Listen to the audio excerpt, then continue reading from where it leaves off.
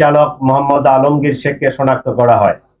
তাৎক্ষণিক তাদের গ্রেফতারের জন্য আইন শৃঙ্খলা বাহিনীর একাধিক টিম সাভার, হেমায়েতপুর, আগারগাঁও, নরসিংদীতে অভিযান পরিচালনা করে। ধারাবাহিক অভিযানের অংশ হিসেবে ডিএমপির একটি টিম ময়মনসিংহের হালুয়াঘাটের সীমান্তবর্তী এলাকা পর্যন্ত অভিযান পরিচালনা করে। প্রিয় সাংবাদিক বৃন্দ, আপনারা জানেন এই ঘটনার সাথে জড়িতদের আইনের আওতায় নিয়ে আসার জন্য আমরা যথাসাধ্য চেষ্টা করছি। ইতিমধ্যে সংশ্লিষ্ট মামলাটি নিবিড় তদন্তের জন্য ঢাকা মহানগর গোয়েন্দা পুলিশের নিকট হস্তান্তর করা হয়েছে। তদন্তকালীন এ যাবৎ এ ঘটনা সংগঠনে পরিকল্পনায় অংশগ্রহণ, ঘটনায় ব্যবহৃত অস্ত্রগুলি লুকানোর সাথে জড়িত, ঘটনার মূল দুই হোতাকে পলায়নে সহায়তাকারী সহ মোট 11 জনকে আমরা গ্রেফতার করতে সক্ষম হয়েছি।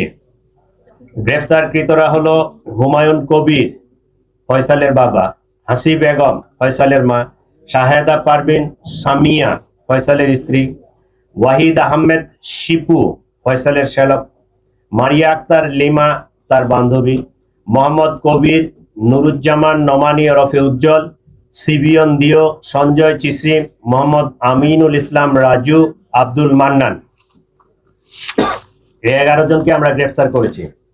এই ঘটনায় জব্দকৃত উল্লেখযোগ্য আলামত সমূহ: হত্যাকাণ্ডে ব্যবহৃত 2টি বিদেশি পিস্তল, 52 রাউন্ড গুলি, ম্যাগজিন, ছোরা; হত্যাকাণ্ডে ব্যবহৃত মোটরসাইকেল ও ভুয়া নম্বর প্লেট, যে নম্বর প্লেটটি অপারেশনের সময় লাগানো ছিল; ঘটনার সময় ওসমান হাদিকে বহনকারী অটোরিকশা; ঘটনাস্থল থেকে হত্যাকাণ্ডে ব্যবহৃত গুলির খোসা, ভিডিও চিত্র, সিসিটিভি ফুটেজ ও অন্যান্য আলামত; প্রায় 53টি অ্যাকাউন্টের বিপরীতে 218 কোটি টাকার স্বাক্ষরিত চেক।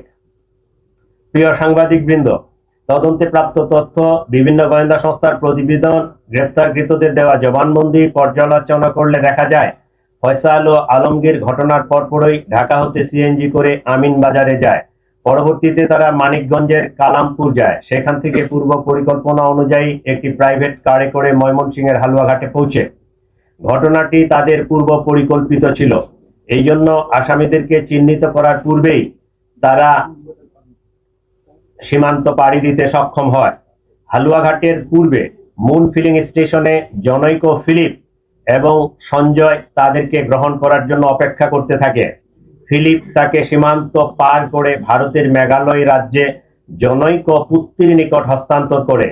পুত্তি এক ট্যাক্সি ড্রাইভার স্বামীর কাছে তাদেরকে হস্তান্তর করে। স্বামী মেঘালয় রাজ্যের তুরা নামক একটি শহর আছে, সেই শহরে তাদেরকে পৌঁছে দেয়।